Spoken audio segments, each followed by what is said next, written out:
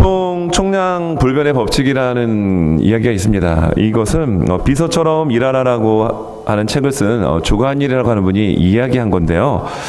이 내용은 이렇습니다. 한 사람이 일생 동안 경험하는 고통의 총량은 불변하다라는 것입니다. 조금 어렵죠? 자, 쉽게 달리 표현하자면 이런 얘기입니다. 한 사람이 일생 동안 겪어야 하는 고통의 양은 결국 정해져 있다라는 겁니다. 여러분, 세상 살아가면서 자기가 원하는 대로 다 된다면 이 세상이 얼마나 좋을까요? 그러나 이 세상을 살아보신 분들은 다 이구동성으로 말하지만 인생은 고해다. 이게 약간 불교적 언어라고 얘기합니다. 오늘 성경의 바로 본문의 배경이 그렇게 풍랑이 몰아치는 바다 한복판 가운데서 고통 가운데 있는 제자들, 그런데 제자들 가운데 예수님이 찾아오시는 장면을 배경으로 삼고 있죠. 고통 총량불변의 법칙, 아주 쉽게 풀어 설명한다면 누구나가 개인이 인생을 살아갈 때 다 고통 속에, 고난 속에 살아간다라는 것입니다. 정도의 차이가 있을 뿐 다 누구나가 그 고통 가운데 우리는 살아가게 되죠. 어렸을 때 아니면 젊었을 때 힘든 그 고난의 터널을 통과한 경험이 있는 분들은 비교적 그의 인생의 후반부가 편안하게 갈 수 있는 것을 볼 수 있습니다. 그러나 어렸을 때, 젊었을 때 아주 편안하게 살았던 분들은 인생의 노년 가운데 약간 굴곡진 인생을 살아가는 것을 평균적으로 볼 수 있게 됩니다. 고통, 총량, 불변의 법칙. 누구나가 고통을 피해 살 수 없다는 얘기죠. 예를 들면 이렇게 설명할 수 있을 것입니다. 여러분, 횡단보도가 있죠? 횡단보도가 있는데 횡단보도를 넘는 방법이 몇 가지가 있습니다. 미국 같은 경우는 육교가 별로 없지만 한국은 육교가 보편화되어 있습니다. 횡단보도를 건너갈 때 육교를 넘어갑니다. 그럼 육교를 여러분 오를 때는 약간 힘들겠죠. 그러나 내려갈 때는 어떻죠? 편안하게 내려갈 수가 있습니다. 그리고 지하도를 이용하는 경우가 많아요. 한국 같은 경우는 반대로 지하도를 이용할 때는 내려가게 되죠. 내려갈 때는 비교적 적은 힘을 들이고 내려갑니다. 그러나 또 올라갈 때는 힘을 써야 됩니다. 횡단보도를 건널 때 신호등을 이용하는 방법이 있어요. 정상적으로 넘어가지만 때로는 저기에 횡단보도가 있기 때문에 그냥 빨리 넘어가기 위해서 무단 횡단을 하는 경우도 있을 수 있습니다. 여러분, 무단 횡단을 하게 되면은 경찰에게 그것이 적발되게 되면 어떻게 되죠? 범칙금을 내게 될 것입니다. 아니면 교통사고가 날 가능성도 많이 있습니다. 횡단보도 하나를 건널 때 여러분 육교를 이용한다든지 아니면 반대로 지하차도를 이용한다든지 아니면 무단횡단을 한다든지 다 거기에 따르는 수고와 고통이 수반된다는 얘기입니다. 여러분, 그러면 예수 믿지 않는 사람들은 그런 고통의 바다 속에서 살아가지만 예수 그리스도를 믿는 사람의 삶 속에는 여러분 고통이 있나요? 없나요? 똑같이 고통이 있습니다. 오늘 성경 말씀이 그것을 우리에게 잘 가르쳐주고 증명해 주기도 합니다. 여러분, 오늘 말씀의 배경은 이렇습니다. 오병여의 기적을 제자들이 경험을 했습니다. 예수님의 기적 가운데 가장 뛰어난 기적 몇 가지를 꼽자러 간다면 오병이어죠. 어떻게 5,000명이나 되는 장정을 떡 5개와 물고기 2마리를 가지고 먹이고도 여러분 12광주리를 남길 수 있었을까요? 이건 하나님만이 하실 수 있는 기적입니다. 그 오병이어의 기적이 바로 오늘 본문 앞에 일어나게 됩니다. 근데 예수님은 제자들을 빨리 저쪽 바다 건너편으로 건너가라고 재촉하셨어요. 예수님의 말씀에 순종해서 제자들은 넘어갑니다. 그러다가 풍랑을 만났습니다. 여러분, 예수님을 만나고 예수님을 믿고 이 세상을 살아간다 해도 여러분 우리에게는 고통과 고난이 따라오게 됩니다. 말씀에 순종을 해도 고통은 따라오게 됩니다. 그리고 오늘 본문 우리는 마가복음의 말씀을 읽었지만 이 말씀이 마태복음과 요한복음에도 동일하게 기록이 되어 있어요. 마태복음 14장 22절 33절의 내용을 보게 되면 여러분, 베드로가 무리를 걸어오는 예수님을 바라보며 제자들은 유령이다, 귀신이다 라고 외쳤을 때 베드로가 이야기하죠. 만일 주시거든 나로 명하여 물 위를 걸어오라고 명령하십시오. 그때 예수님 말씀하셨습니다. 오라. 분명히 예수님의 음성을 듣고 그 말씀에 순종하여 비교적 안전한 배 안에서 그는 더 위험한 바다 한복판 가운데 뛰어들었습니다. 그리고 주님 바라보며 물 위를 걷기 시작합니다. 여러분, 순종하였죠? 그래서 물 위를 걸었습니다. 그러나 그는 물속에 꼬르르륵 빠지고 맙니다. 분명 주님이 오시라는 말씀 듣고 뛰어내렸지만 물속에 빠지게 됩니다. 여러분, 주님이 말씀하신 대로 건너갔을 때 그들은 풍랑을 만났습니다. 주님의 음성 듣고 뛰어내려서 물을 걸었지만 베드로 역시 물속에 빠져들고 맙니다.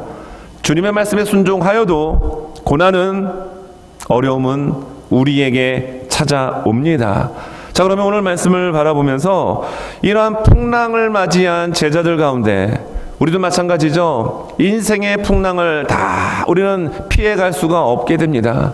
건강이라고 하는 갑자기 쓰나미가 우리를 덮칠 때, 어제까지만 해도 건강했는데 갑자기 몸이 이상해서 병원에 갔더니 당신 암 3기요 라고 하는 청천벽력과 같은 풍랑이 우리를 덮칠 수 있습니다. 어제까지만 해도 정말 행복하게 잘 살았는데 갑자기 경제적인 어려움이 닥쳐서 잘 되던 사업장이 갑자기 부도 직전에 어려움 상황 가운데 빠지는 거대한 풍랑을 우리는 또 만날 수 있습니다. 어제까지만 해도 그렇게 정말로 떨어져선 살 수 없을 것 같았던 절친 관계가 갑자기 원수의 관계로 등을 등지는 경우도 우리에게는 일어날 수 있습니다. 많은 인생의 풍랑이 어떨 때는 순차적으로 설상가상의 형태로 우리에게 엄습해 올 수도 있습니다. 여러분, 그럴 때 마치 풍랑을 만났던 이 제자들처럼 이들은 어떤 상황 가운데서 그 풍랑의 위기를 모면하고 여러분 피할 수 있었을까요? 여러분, 개개인에게 만난 그 인생의 풍랑이 있다면, 아니면 누군가에게는 그 풍랑을 뛰어넘어 거대한 집과 산까지도 집어삼킬 것 같은 쓰나미와 같은 그 위협이 있다라고 한다면, 오늘 풍랑을 만났던 제자들이 어떻게 그것을 이겨냈는지를 통하여 여러분, 삶에 만난 풍랑을 우회하지 않고 정면으로 뚫고 나갈 수 있는 우리 모두가 될 수 있기를 예수님의 이름으로 축원합니다. 여러분, 설교의 제목이 우리와 동행하시는 예수님이십니다. 여러분, 예수님은 우리와 동행하십니다. 그 예수님이 여러분을 향하여 우리가 예배 설교를 시작하기 전에 인사했죠. 어떻게 인사했죠? 어떻게 우리가 인사를 했죠? 네, 그 짧은 시간에도 그 고백이 너무 강렬해서 여러분 다 잊어버렸지만, 하나님은 우리를 사랑하십니다. 하나님은 여러분을 사랑하십니다. 그러기에 우리와 함께 하신다는 얘기예요. 그래서 오늘 설교의 제목을 우리와 동행하시는 예수님으로 정해보았는데요, 오늘 세 가지의 말씀을 좀 전하고자 합니다. 여러분, 첫째, 예수님은 풍랑 만난 우리를 찾아오시는 분이십니다. 여러분, 인생의 아픔 가운데 고난 속에 있을 때 주님은 돌아가시지 아니하시고 여러분에게 직접 찾아와 주십니다. 자, 이 말씀이 48절 말씀입니다. 자, 바람이 거스름으로 제자들이 힘겹게 누워있는 것을 보시고 밤 사경쯤에 바다 위로 걸어서 그들에게 오사 지나가려고 하시매. 여러분, 풍랑이 몰아쳤습니다. 그런데 밤 사경쯤에 예수님이 제자들이 있는 곳 가운데 오셨어요. 물 위를 걸어오셨죠. 여러분, 밤 사경은 새벽 3시부터 보통 해 뜨기 직전에 한 6시까지의 시간이라고 합니다. 그러니까 가장 새벽 가운데 고요하고 조용한 시간대이죠. 그러면 제자들이 지금 풍랑과 사투를 벌인 시간은 얼마나 되었을까요? 우리는 정확히 알 수 없지만 오늘 성경 표현을 보게 되면 해 저물 때 47절을 보십시오. 저무는 배는 바다 가운데 있고 예수께서는 홀로 무태에 계시다가 오병이어의 기적의 사건이 끝나자마자 예수님은 바로 제자들을 바다 건너편, 오늘 성경 말씀 45절을 보면 벳세다로 가게 하셨다라고 말씀하고 있죠.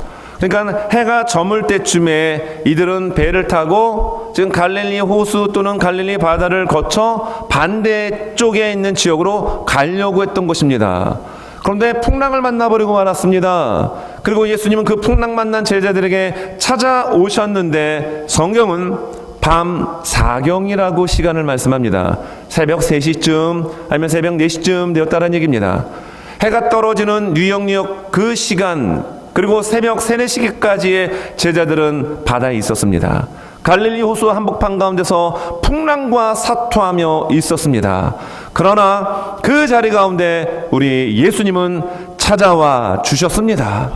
여러분의 삶에 너무나도 힘든 그러한 순간순간이 있다면 여러분 홀로 그 고통을 여러분 겪고 있는 것이 아니라 주님께서 찾아와 주셔서 여러분과 함께 하심을 기억할 수 있길 바랍니다.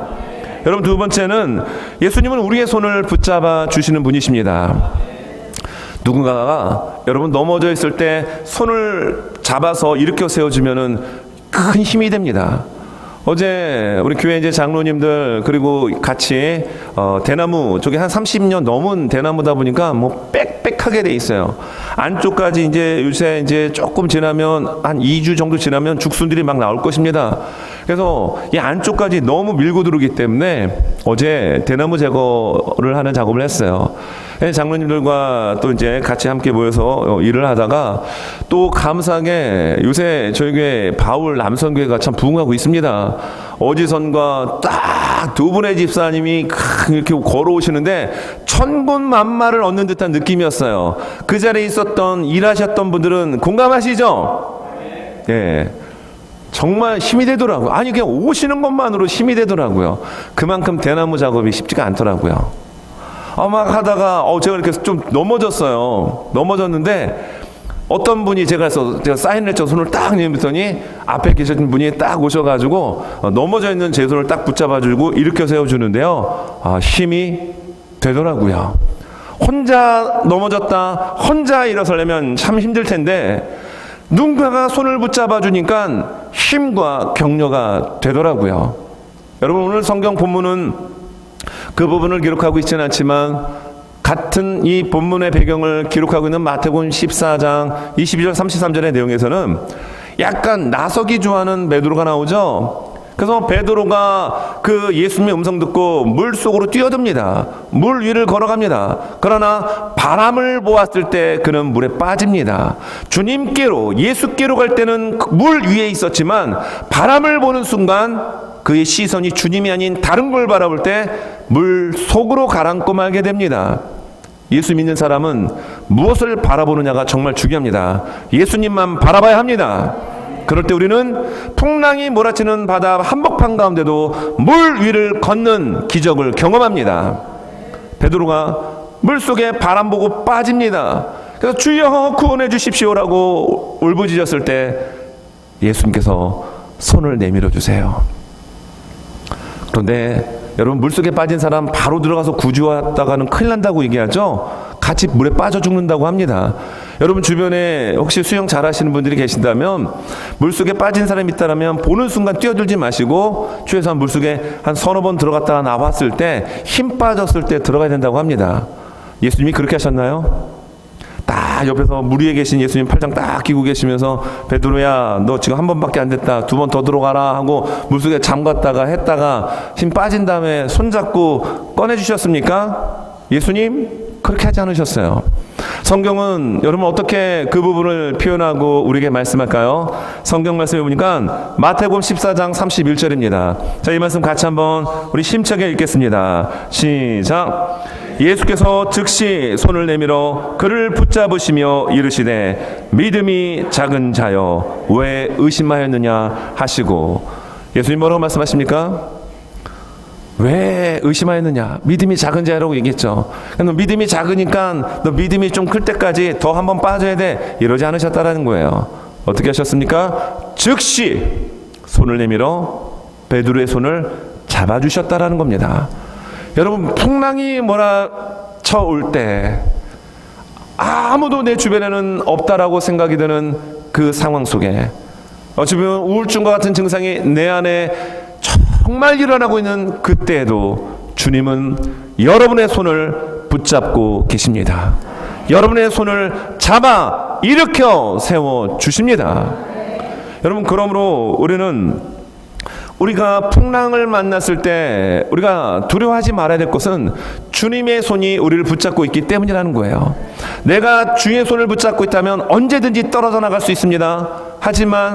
그러나 주께서 우리의 손을 붙잡아 주시면 물속이 아니라 풀무불 가운데서도 주님은 우리를 건져내어 주시는 분이십니다. 그 주님이 여러분의 손을 붙잡고 계십니다. 여러분, 전가의 보도와 같은 그 유명한 말씀 있죠.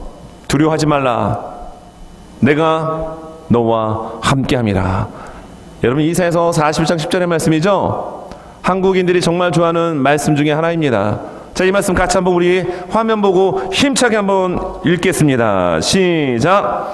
두려워하지 말라, 내가 너와 함께함이라. 놀라지 말라, 나는 내 하나님이 됨이라. 내가 너를 굳세게 하리라. 참으로 너를 도와주리라. 참으로 나의 의로운 오른손으로 너를 붙들니라. 아멘입니다.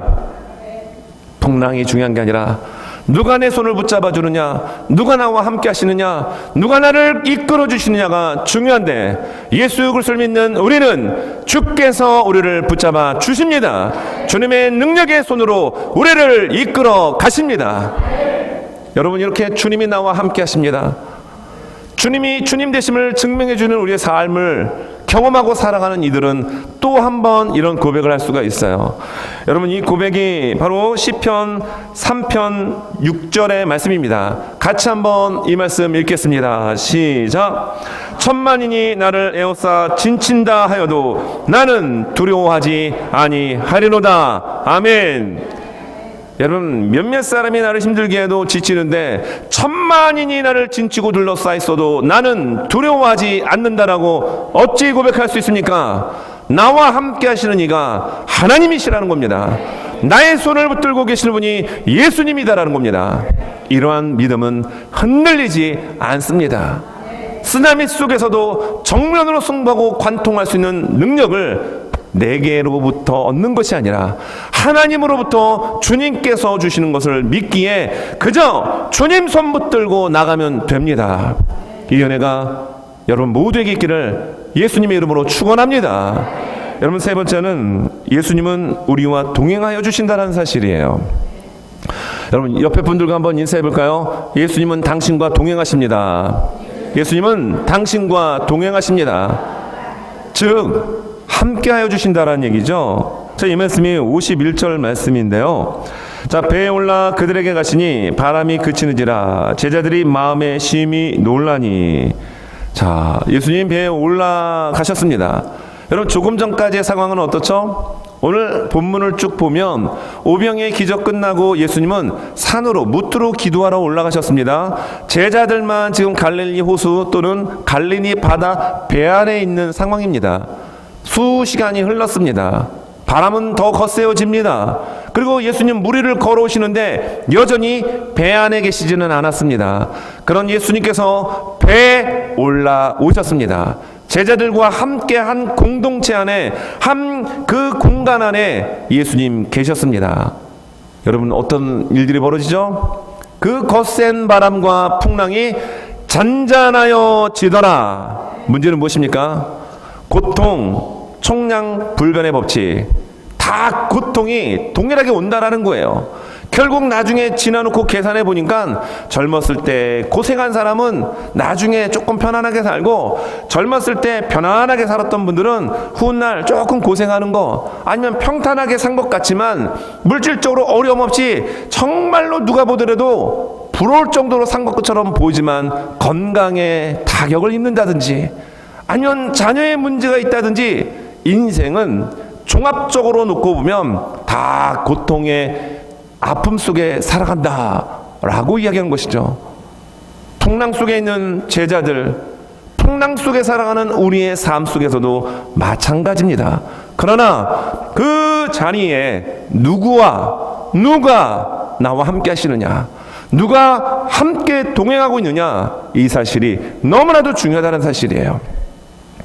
여러분들은 누구와 동행하며 사십니까? 예수님과 동행하며 살아가는 우리 모두가 될 수 있기를 간절히 원합니다. 존 웨슬리 목사님이 계시죠? 예, 감리교를 창시하신 정말 뜨거운 성령의 목사님이셨습니다. 근데 이분이 신앙의 어떤 회의감이 좀 몰려올 때 대서양을 넘어가는 중에 큰 풍랑을 만나게 됩니다. 그런데 돛대도 부러지고 배가 전복되기 일보 직전에 큰 위기적 상황 속에 한쪽 귀퉁이를 바라보니까 모라비안 성도 25명이 찬송을 부르고 있는 거예요. 여러분, 조금 있으면 이제 배가 뒤집혀서 죽을 수밖에 없는 그런 위기의 상황 속에 어떻게 평안한 얼굴로 하나님을 찬양할 수 있었겠습니까? 그래서 이 웨슬리 목사님이 이야기했습니다. 당신들은 무섭지 않습니까? 모라비안 성도들이 이렇게 얘기합니다. 아니요, 참으로 감사한 일이죠. 하나도 무섭지 않습니다. 여러분, 무서웠을까요? 안 무서웠을까요? 무서웠을까요? 라고 한다면은 성령의 은혜가 더 충만히 임해야 될 것 같고요. 안 무서웠을 것 같습니다. 왜냐하면 그들은 계속 이야기합니다. 그 대화가 진행이 되는데요. 그래도 부인들과 어린애들은 무서울 것 아니겠습니까? 천만에요. 비록 아녀자라도 죽는 것을 조금도 무서워하지 않습니다. 하나님께서 우리와 함께 계시고 죽으면 천국 가게 될 것이기에 두려워할 것이 없습니다. 라고 이야기하더란 얘기예요. 이 이야기를 여러분 편안한 예배 현장에서 아니면 편안한 삶을 살아가는 환경 안에서 이야기하면은 뭐 그런 얘기인가 보다 할 수 있겠죠. 그러나 죽기 일보 직전에 그런 바다 한복판 가운데서 여러분 이러한 고백을 하며 찬송을 드리는 이거는 진짜여야만 가능하다는 얘기입니다. 종교인의 탈을 쓴 교회만 오면 예수 잘 믿는 척 밖에 나가면은 전혀 다른 인생을 살아가는 이는 고백할 수 없는 고백이라는 거예요. 모라비안 성도의 중심 가운데 있는 진짜 성령 하나님을 존 웨슬리 목사님이 경험하게 된 겁니다. 그리고 그의 사역에 놀라운 전환점이 일어나게 된 겁니다. 여러분, 풍랑이 몰아치는 그 바다 가운데도 그 쪼개지기 일보 직전에 조그만 조각배 가운데도 하나님은 함께 하십니다. 모라비안 믿음의 그 자녀들, 믿음의 성도들과 하나님은 함께 하십니다. 풍랑 만난 제자들에게도 주님은 배 위에 오르시자 그들에게 있어서 가장 두려움의 핵심이 됐던 바람과 파도가 잠잠해졌던 것처럼 고난과 문제가 아니라 주님이 나와 함께 하시느냐, 예수님이 나와 함께 하시느냐, 동행하시느냐, 이것이 진정으로 중요합니다. 여러분의 삶에 진정 주님이 함께 하시고 주님이 함께 동행하는 인생의 여정 될 수 있기를 예수님의 이름으로 축원합니다. 말씀을 정리합니다. 오늘 보면은 약간 우중충한 분위기죠. 풍랑 몰아치고 제자들은 아우성치고 그리고 예수님 물을 위로 걸어오니까 귀신이다라고 소리칩니다. 아니 아무리 깜깜한 밤이라 하더라도 그래도 좀 이렇게 스승이라고 하면 좀 이렇게 구분을 해야 될 텐데 제자들은 아무튼 그런 어수선한 분위기 속에서 예수님이 배 위에 오르자 바다가 잠잠해지게 됩니다. 여러분, 예수님께서 이렇게 풍랑을 만난 제자들에게 무엇을 기대하고 원하셨을까요? 여러분, 알바트로스라는 새가 있습니다. 이 새는 몸뚱이도 크고 날개가 굉장히 크대요. 그래서 이렇게 걸을 때만 뒤뚱뒤뚱해서 별명이 바보새라고 하는 닉네임이 있습니다. 이 알바트로스는 날개가 굉장히 크기 때문에요, 폭풍이 몰아치는 그때 가장 높은 곳으로 나를 수 있다고 합니다. 큰 날개를 펼쳐서 폭풍의 바람에 의지하여 가장 높은 지점까지 오를 수 있다라고 얘기합니다. 여러분, 예수님께서 제자들에게 원하신 것은 믿음의 크기였습니다. 분명 마태복음 14장에서 말씀하잖아요. 믿음이 작은 자여 왜 의심하였느냐. 믿음의 크기, 믿음이 자라나기를 원하셨습니다.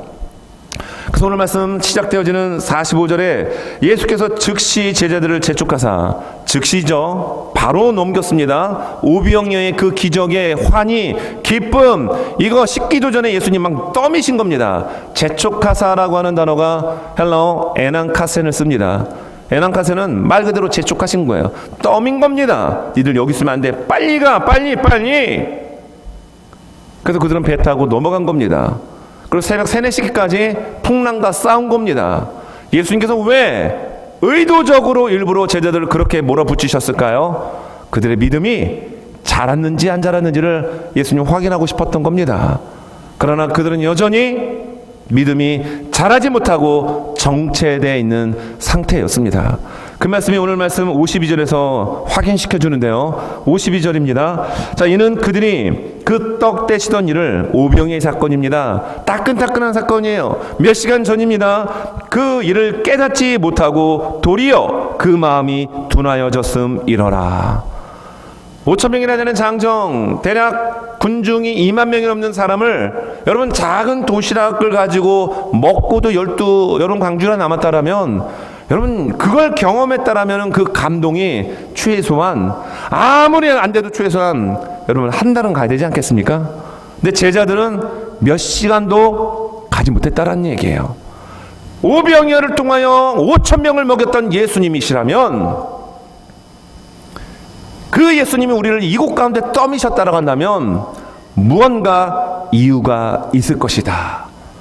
풍랑을 만났을 때, 그리고 무리를 걸어오신 예수님을 발견했을 때, 여러분 진짜 예수님이 누구신지를 그들은 알았어야 합니다. 그러나 그들은 마음이 둔하여졌습니다. 따끈따끈한 오병이어의 기적이 불과 몇 시간도 지나지 않은 그 시점에 그 기적을 일으키신 예수님이 누구신지를 잃어버린, 여러분 이러한 어리석음의 모습들이 우리 안에 여러분 있지는 않습니까? 그래서 주님께서는 어찌 보면 즉시 재촉하셔서 그들을 바다 가운데 떠미신 겁니다. 그들의 마음이 무뎌지고 둔하여져서 정말 예수님이 어떠한 분인지를 잃어버리고 노심초사 우왕좌왕하는 이러한 모습들, 여러분 이러한 모습들이 우리 안에 없어지고 올곧이 믿음으로 든든히 서서 나가는 저와 우리 모두가 될 수 있기를 간절히 원합니다. 봄입니다. 근데 이 봄이라고 하는 이 어원이 그 볼견자 있잖아요. 라는 거기에서 나왔다라는 그 학설이 있습니다. 여러분 봄은 보는 계절이잖아요. 나무들이 다 죽은 것 같지만, 저희 큰아들이 지금 LA에 있잖아요. LA에 있는데 걔는 이제 큰애는 봄을 경험을 사실 못했어요. 왜냐면 3, 4살 때 이제 한국에서 말레이시아 가가지고 말레이시아에서 한 8년 있다가 LA에서 한 3년 한 3개월 있다가 이제 잠깐 왔다가 또 이제 LA로 갔잖아요. 그러니까 그 지역이 봄이 사실 없는 지역입니다. 말레이시아는 항상 여름만 있고 LA 같은 경우도 봄이 약간 있긴 있지만 조금 이상한 그런 느낌, 여기처럼 그런 봄이 아니에요. 나무가 싹 죽어있는 겨울철에 한번 오더니 아빠 나무가 왜 다 죽었어요? 라고 이야기를 하는 겁니다. 그리고 어제 대나무 작업을 하면서도 저도 나무들을 봤지만 제 눈에도 나무들이 다 죽어있는 것처럼 보였어요. 근데 봄은 볼견자에서 나왔다는 말이 수긍이 되는 이유가 봄은 보는 계절이에요. 바짝 말라 죽은 것 같은 나뭇가지에서도 움이 돋습니다. 생명이 돋아납니다. 볼 수 없었던 것을 보게 하는 계절이 봄입니다. 여러분 풍랑이 몰아치는 그 한복판 가운데서도 여러분 예수님만 바라볼 수 있는 믿음의 눈이 있다면 우리의 파도와 풍랑과 모든 것은 봄처럼 다가올 것입니다. 그러나 그 주님을 바라보지 못한다면 여전히 우리의 계절은 차디찬 겨울일 것입니다. 봄이 정말 다가오고 있습니다. 우리의 신앙의 봄이 다가올 수 있길 바랍니다. 예수님을 정확하게 바라보는, 어떤 예수님이요? 우리에게 찾아오시는 예수님, 우리의 손을 붙잡아 주시는 예수님, 우리와 늘 동행하여 주시는 예수님만 바라보면 우리의 신앙의 여정은 주변에 상관없이 항상 봄의 여정이 될 줄로 믿습니다.